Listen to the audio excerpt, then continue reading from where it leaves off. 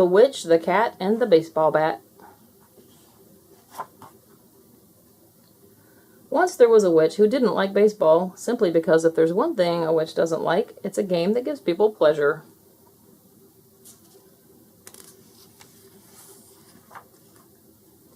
I just don't understand why people like baseball, but perhaps that's because I've never been to a game, the witch said to her black cat one day.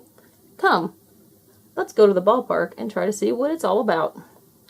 So she got out her broomstick, and away she and her cat flew to watch their first ball game.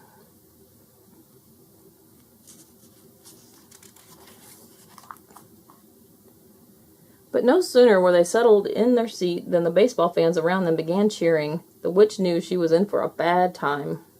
They cheered when a fielder made a good catch.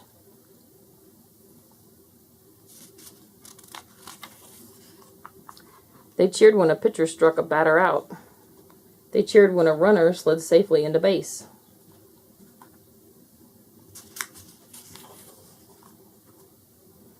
But when a batter swung at a ball and it hit so far that it went over the fence for a home run, the fans went completely wild with joy.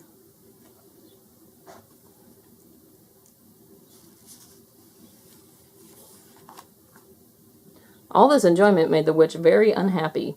She put her hands over her ears to drown out the cheering. The cat tried not to hear, too.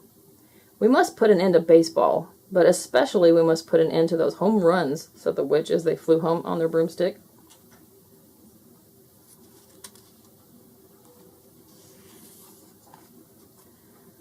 Far into the night, the witch sat thinking until at last she thought of a scheme that would surely put an end to the game of baseball. Then she went into her little workshop where she kept her mischief-making tools and made a baseball bat with a hole in it.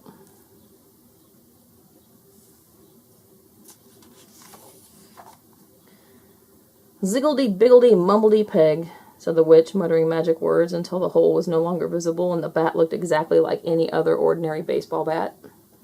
Tee-hee, she chuckled as she finally went to bed. No one can hit a home run with a hole in his bat, and without some home runs, baseball will become a thing of the past.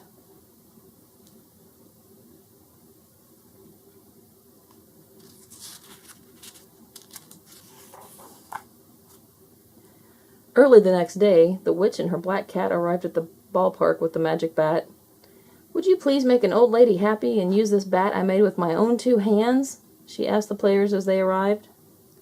The players thought that's all she was, a nice old lady, and agreed to her request. Thank you, ma'am, they said politely. It's very nice of you. We'll be honored to use only your homemade bat at our game.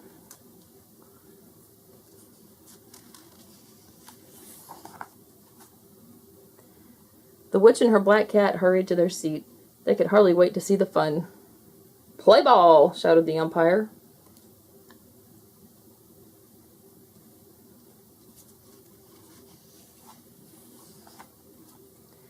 The pitcher wound up and threw the first ball. Whiff! The batter swung and missed.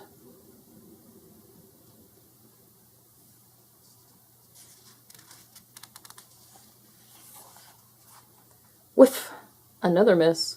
And whiff again. The first batter struck out.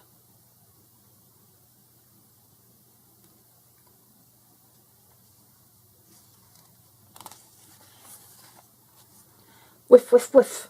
The second batter struck out. Whiff, whiff, whiff. Players on both sides were unable to hit the ball. There were no good catches to cheer. There was no good base sliding to cheer. And nobody felt like cheering the pitchers because it didn't seem to be on account of them that the batters were striking out.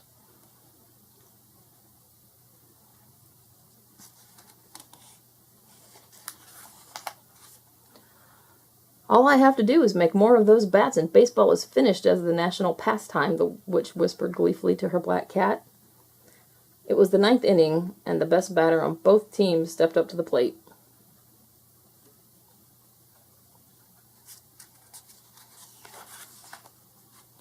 We want a home run, the fans shouted.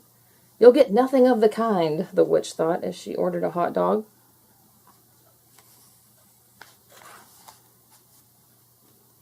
Whiff! The batter swung and missed. Strike 1, said the umpire. Whiff! He missed a second time. Strike 2, said the umpire. Would such a great batter miss the ball a third time and strike out?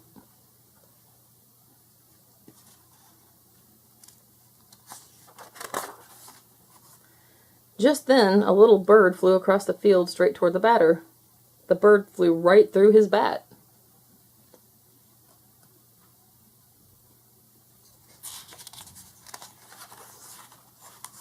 "Hey, this bat must have a hole in it," he said. "That nice old lady's bat." He tossed the witch's bat aside and picked out another one the bat boy had brought him.